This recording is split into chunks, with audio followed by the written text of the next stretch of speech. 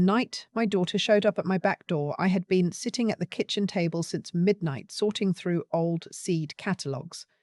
That is what I do when my mind will not quiet. I look at pictures of things that grow. She did not knock. She used her old key, the one I had given her when she moved out 12 years ago, and I had always kept a spare on the hook by the garage for exactly this kind of night, though I had hoped there would never be one. The door opened, and there was Simone. She was holding the frame with both hands. Her coat was buttoned wrong. She had been crying so long that her face had gone past the stage where it shows anything and into the place where it just looks empty, like a room someone has moved out of. She said, "Mum," that was all, just that one word. But the way she said it, I felt it in my back teeth. I am 64 years old. I raised Simone and her brother alone after their father left when she was 11 and her brother was 8. I worked 26 years as a claims supervisor at an insurance company. In the same building I walked into the first day they hired me out of community college. I have a garden that takes up most of my backyard, and a cat named Gerald who has never once been affectionate, but whom I love anyway. I know what it sounds like when my daughter needs me. I got her inside and sat her down and poured her a glass of water she did not touch, and I waited. Simone is 38 years old. She married her husband 4 years ago at a small ceremony at a vineyard 2 hours north of where we live. He is a physical therapist. His name is Owen, and he has been good to her in the ways that matter, steady and quiet, and the kind of man who remembers that she takes her coffee with oat milk and not regular. His family is large and loud, and they fill rooms in a way that our family, just the three of us for so long, never quite learned to do. His mother has always been polite to me at holidays. His father shakes my hand and asks about my garden, but his sister is a different matter entirely. Her name is Patrice. She is 45 years old, and she is the kind of woman who has decided very early in her life what kind of people belong in her world and has spent every year since then making sure everyone around her understands the boundaries of that determination. She had made it clear from the beginning that Simone was not the wife she would have chosen for her brother, not overtly, not in ways that could be easily named. It was in the way she stopped talking when Simone entered a room and then restarted with a different subject. It was in the gift she had sent for their first anniversary, a cookbook with a note that said she hoped Simone would find it useful because Owen had always loved home-cooked meals, which she knew I had made for him growing up. It was in the way she referred to their house, the house Simone and Owen had bought together and painted together and planted boxwoods in front of together, as Owen's place. Simone had told me about these things over the years, in the careful way she tells me difficult things, minimizing as she goes, watching my face to see how much I am going to worry. I had listened, and I had been careful not to say what I actually thought, because what I actually thought was that Patrice was a woman building something, laying one brick at a time, and I could see the shape of the wall she was making, even if I could not yet see how tall she intended it to go. That night at my kitchen table, I found out. 3 weeks earlier, Simone had found out she was pregnant. 11 weeks along. They had been trying for 2 years, and the news had arrived on a Tuesday morning, and she told me she had sat on the bathroom floor for a long time before she could stand up. She and Owen had agreed to wait until the end of the first trimester before telling anyone. They had told no one. Not his parents, not me, not her brother. The previous afternoon, Owen had driven down to help his father move some furniture and would be gone until evening. Simone had been home alone. Around 2 o'clock, her doorbell rang. It was Patrice. She was carrying a bottle of sparkling water and what she described as a peace offering, a small box of chocolates from a shop in town that Simone had mentioned once, apparently years ago, in a conversation she did not remember having. She said she wanted to talk. She said she had been reflecting on things and she thought it was past time for them to do better with each other. Simone let her in, because that is who Simone is. She will extend the hand even when she has reason not to, because she believes that is what you do with family or with the people who are supposed to be. They sat in the living room. Simone drank water. Patrice talked about Owen and how much she admired the life he had built and how she had been harder than she needed to be about certain things, and she was sorry for that. Simone said she began to feel something she had not felt in 4 years in relation to this woman, which was cautious hope. They talked for almost an hour. Simone said she was starting to feel like the afternoon might become something she would tell Owen about that evening, something good.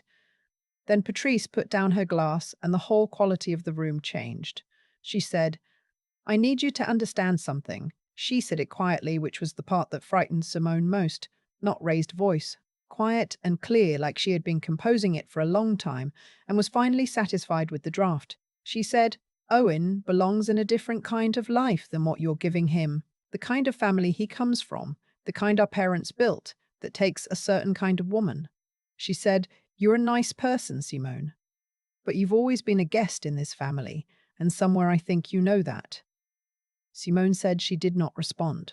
She sat very still the way she has done since childhood, when something is hitting her harder than she is ready to let it show. Patrice said, I'm saying this because I care about my brother. Someone has to. She stood up and picked up her purse, and Simone thought she was leaving and felt her whole body start to release the breath it had been holding.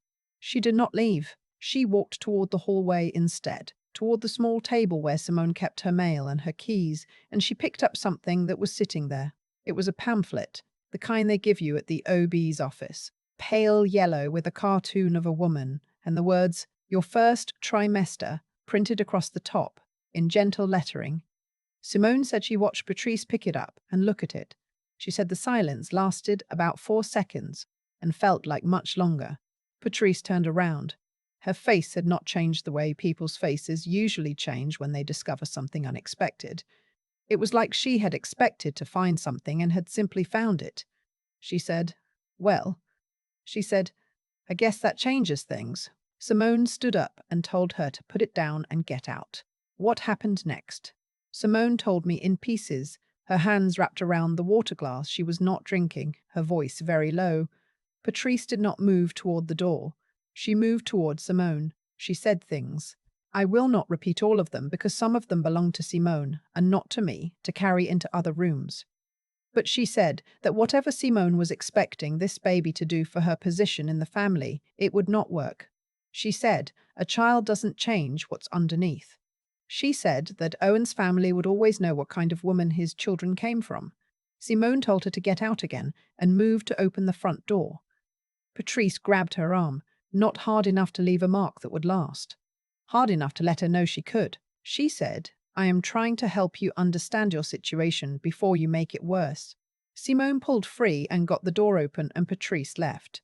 She stood on the porch for a moment, looking back at Simone the way someone looks at a piece of furniture they are deciding whether to keep or donate. Then she went to her car and drove away. Simone had stood in the doorway for a long time after. Then she had gotten her keys and driven to my house. She had driven 40 minutes with her hands shaking and her heart doing something she said felt less like fear and more like grief, which I understood. There is a particular kind of grief that comes when you have been trying to believe something good about a person, and reality finally refuses to let you. I did not call Owen right away because Simone asked me not to. Not yet, she said. Let me figure out how I feel about this first. She was afraid that if Owen found out before she had steadied herself, it would become his emergency and not hers, and she wanted to be the one to decide what to do with it. I said, okay. I sat across from her and I thought very carefully about what I was actually going to do, not what I felt like doing, which was several things I am not going to put words to. What I was actually going to do. I have a sister. Her name is Constance. She is 68 years old and she retired 3 years ago after 31 years as an employment attorney, the last 12 of them as a partner at a firm that handled cases she described to me over the years in ways that made my head swim. She lives 40 minutes from me and grows dahlias in her front yard and plays pickleball on Friday mornings with a group of women who she has described as the most ruthlessly competitive human beings she has encountered outside of a courtroom. I called her at 1 a.m. and she answered on the second ring. I told her everything. I told her slowly and without editorializing, because that is how she receives information best.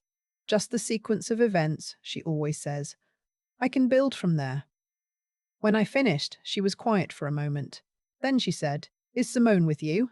I said yes. She said, Is the baby okay? I said Simone thought so, but she hadn't been to a doctor yet since it happened.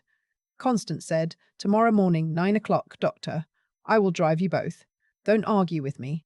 I said I wasn't arguing. She said, good. Now listen to me. She said, this is not just a family situation. What Patrice did has a name and the name has legal dimensions. And I want you to do nothing. Do not call Patrice. Do not tell Owen tonight. Do not post anything anywhere. Do not send any text to anyone about this. Will you remember that? I said I would remember. She said, I need to make a call in the morning. I said, what kind of call? She said what our mother used to say when she meant business, which was the kind that matters. I knew what she meant. Our mother had been a woman who believed very deeply in the power of documentation and the spoken record. She had grown up in circumstances where the people with power over your life denied the things they did as a matter of course, and she had learned early to keep receipts, literally and figuratively. She kept notes, she kept dates. She had a small spiral notebook for every year of her adult life, and she could tell you exactly what anyone had said to her and when and who else had been present. She had passed that particular habit on to both her daughters in slightly different forms. The next morning, Constance drove us to Simone's OB. The baby was fine. Strong heartbeat, the doctor said. Everything exactly where it should be. Simone cried a little. I held her hand and looked at the ceiling. When we got back to my house, Constance sat down at my kitchen table and told us what she had found out. She had called 3 people: a former colleague who now worked in civil litigation, a woman she knew from law school who handled family matters in our county, and a retired detective who had worked with her firm on several cases over the years and who she trusted the way you trust someone who has never once told you what you wanted to hear. She had asked them all one specific question: if a woman entered another woman's home on a pretense of reconciliation, made statements designed to threaten and demean her, physically grabbed her in a way that could be documented, and made direct references to an unborn child the woman had not disclosed, what exactly was available? There was quite a lot available. There was also something else Constance had found. She told us carefully, the way she always delivered information she knew would land hard. She said that in the course of her calls, she had mentioned Patrice's name to her former colleague, who handled civil matters in the county where Owen's family had lived for 30 years. He had paused and said, say that name again. She had. He had said, I know that name. She waited. He said that a small business dispute that had gone through his office 2 years prior had involved a woman by that name as a secondary party. He could not share specifics, but he had said enough for Constance to know that Patrice had a history of a particular kind of behavior that this incident was not the beginning of. The picture was not of someone who had made a mistake that afternoon. The picture was of someone who had a pattern. Constance said, when someone does something like this to someone you love, you have 2 choices in how you respond. You can respond out of hurt and make noise, or you can respond out of strategy and make change. The noise feels better for about 20 minutes. The strategy takes longer, but I promise you it lands differently. She looked at Simone when she said that. Simone said, what do you need me to do? What Constance needed first was a doctor's record of the appointment we had just come from, which we already had. Second, she wanted Simone to think carefully and write down, without editing herself, every incident involving Patrice from the past 4 years that she could remember.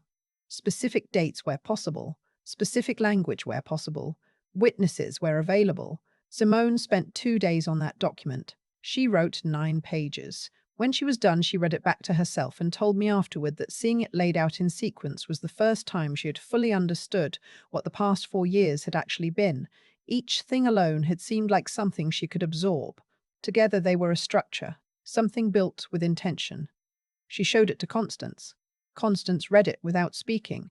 When she finished, she set it down and said, this is thorough, and it is credible, and you did well.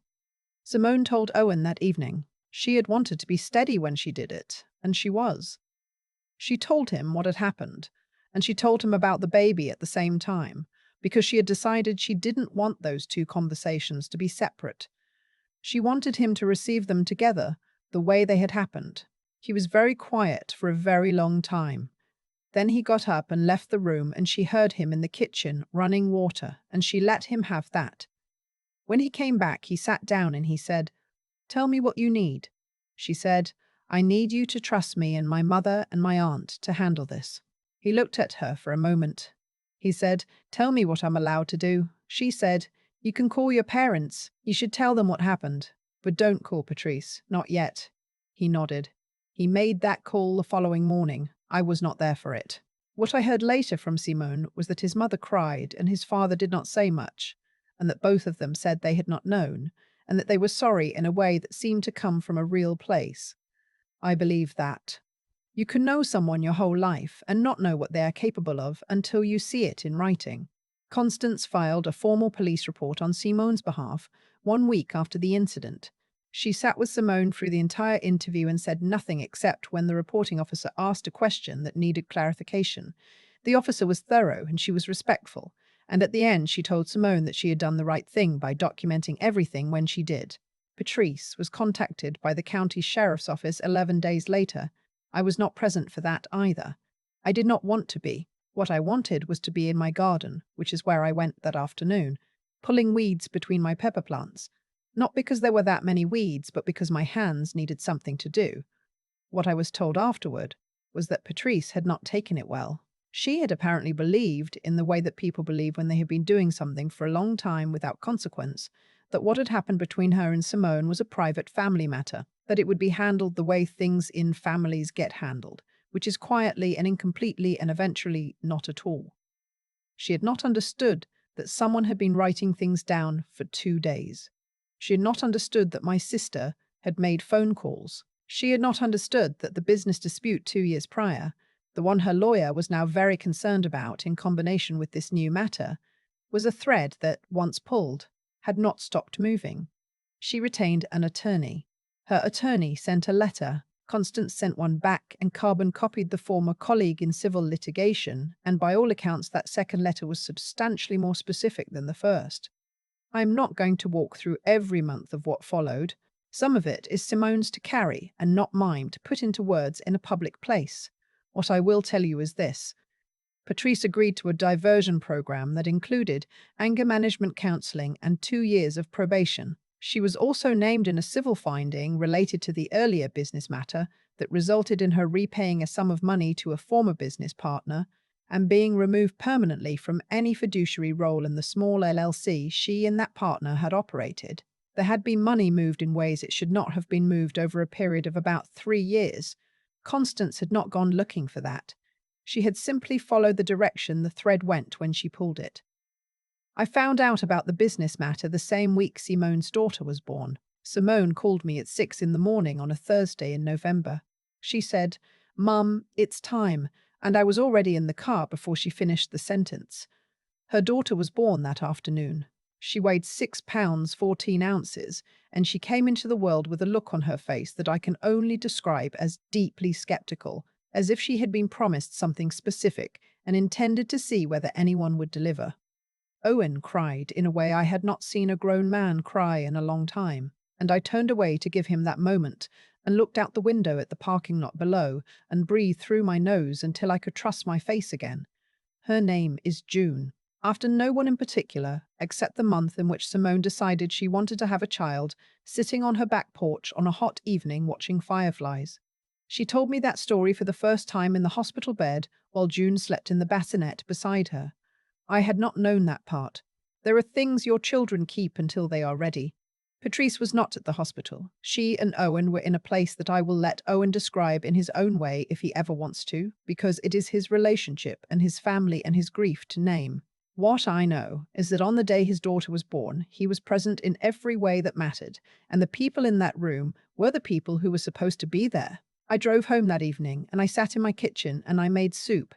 I did not eat, and I thought about my mother and her spiral notebooks. She used to say that powerful people count on the people they hurt staying quiet, because that is what has always happened before, and there is no reason to expect anything different.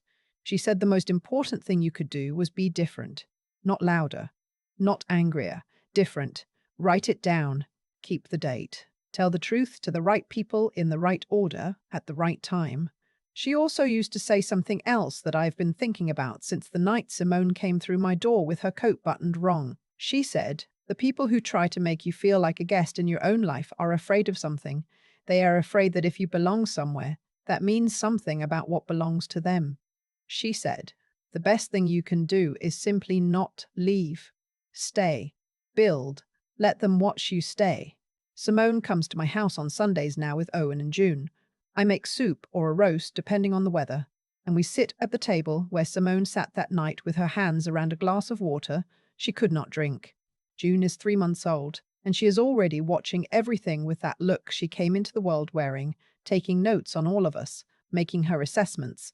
She has her father's colouring and her mother's way of going very still when she is paying particular attention to something.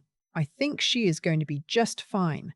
I am 64 years old, and I have learned that the people who love you will find you regardless of the hour, regardless of the state they are in, because somewhere in whatever they are going through, they know you will open the door. That is the whole thing. That is the entire job. You open the door, and you call your sister, and you write it down, and you wait. And then one Thursday in November, you drive to a hospital, and you hold 6 pounds and 14 ounces of your daughter's courage in your arms, and you stand at the window in the afternoon light, and you think about your mother, and you let it be enough. It is. I have been thinking about what my mother used to say about the people who try to make you feel like a guest in your own life.